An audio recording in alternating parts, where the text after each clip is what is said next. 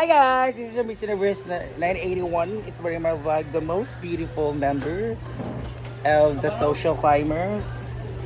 And may pupuntahan tayo kasi may bago na naman sa farm. Ganyan talaga itong Franny. Hindi talaga siya mapakali pag walang ginagawa sa farm niya. So ngayon, meron ng mga nilagay niya sa mga cottages na nagbibigay ng bago ay ng kadagdagang design at kadagdagang kulay. So let's please help me welcome the cottages. So dito sa cottage, sa cottage 1, we have the yellow. So may butterfly. Wow! May butterfly na. So dito dapat mga plantito at plantita. So ipabuklasan natin isa. So mga plantito at plantita dapat dito. Yan. Kasi this is the garden type of our design. So maganda. Ayun na may-ari. Ito ka. So doon din. Nari mga design tanan? Or laylahi? Nalagisan, may butterfly. Maganda. Sige na. Para magka-hits.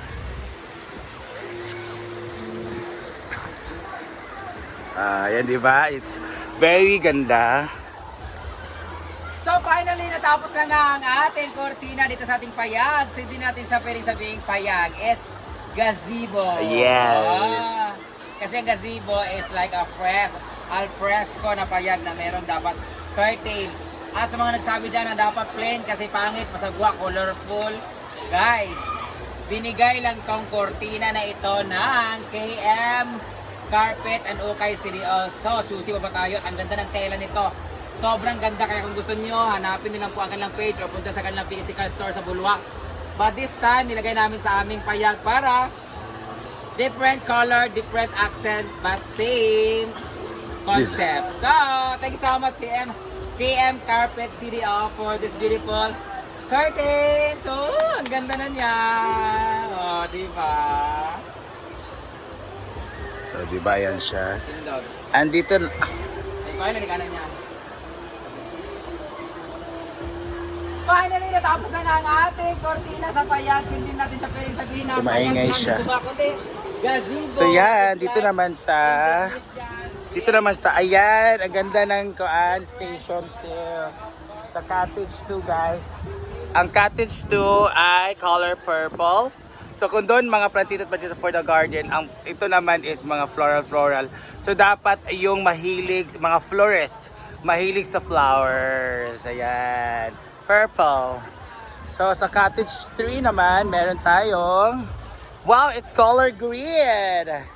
So kapag color green, ayan. Ang ganda dito oh.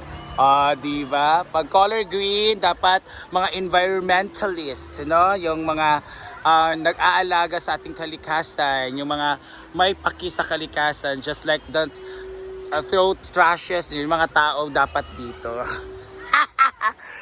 Dito. Kung gusto niyo naman na mga kayo for massage, dito tayo sa cottage 4. Ganda na cottage 4. This is our cottage 4.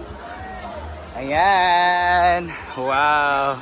This is naman siya, color yellow. So para sa mga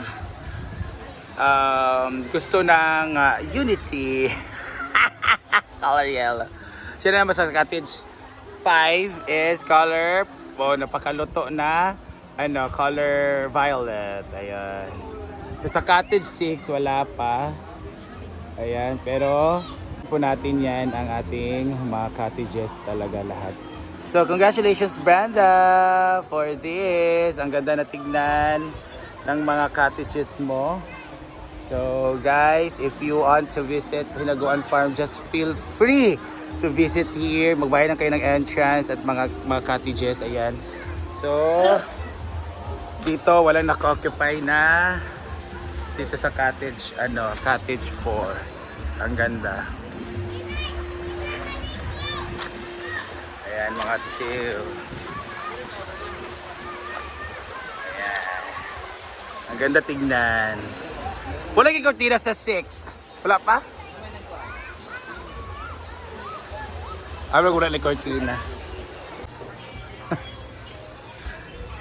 So ayan guys, we have our friends here na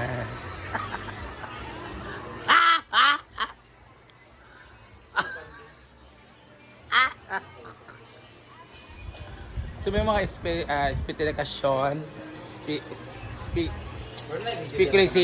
speculations na in love ka daw, Mars. In love ka, Mars?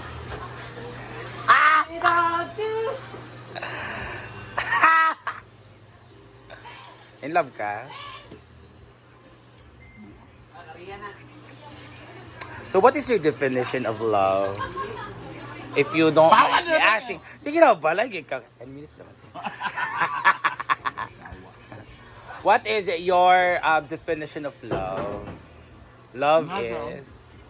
Birds the same nose flocks together.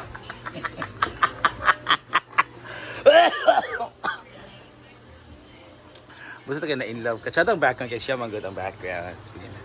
Siya ang background. Ha? Ano ba di sorang?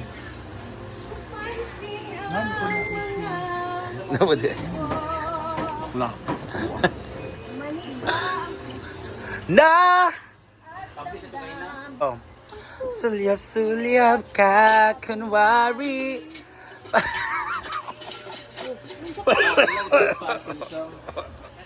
Pango ko sa'yo.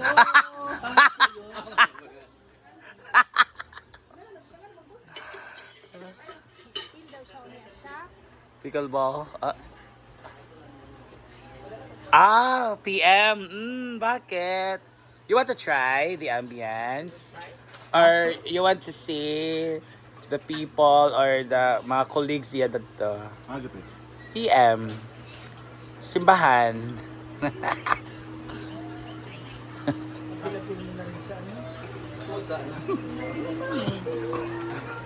Para may engagement ka sa church. Ano ka ba? Ano shit? Bawal magnana ang outfit. dapat mag-polo naman yan, basta mag-jacket lang. mag-polo shirt.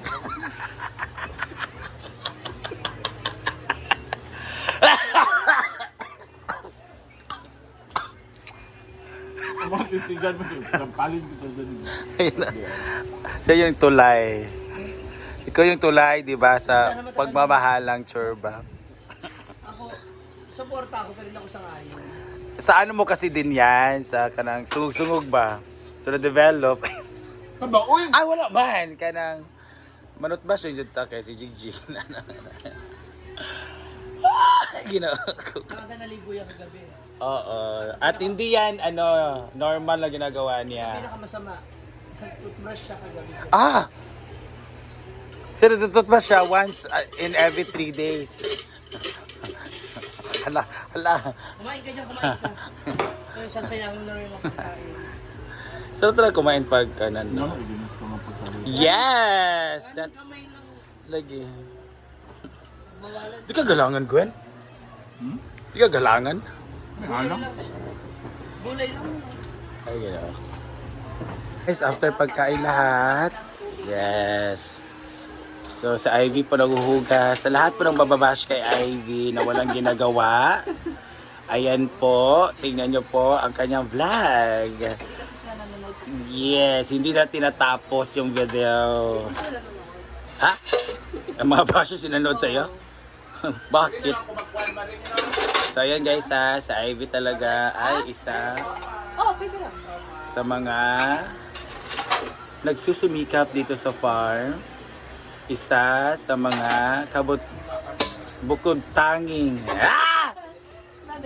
Very talented in terms of cooking skills. And of course, she's matterly. So alam talaga niya mga gawaing bahay. Ganun talaga. Yung mga bashers na yan, ginoo ko. Ayun na napan. yung mga bashes na yan, huwag nyo lang pansinin, ginoo ko. They're very insecure. Lahat, alam nyo, yung root ng pagbabash nila, insecurity yan eh. Security, o hatred, yung walang-wala sila. Kaya hate nila ang isang tao kasi wala silang sa ganon sa mga sinasabi nila. Di ba? Yung ang pangit mo, kasi wala silang ganda. Kaya pangit sila. So they are also describing themselves. Yung mga hindi walang ginagawa sa bahay, churba, isa sila yun kasi mga tamad din sila. They are describing themselves. Ayun. Yeah. Wala nang tubig. Ito talaga ang ating mga dilemma dito.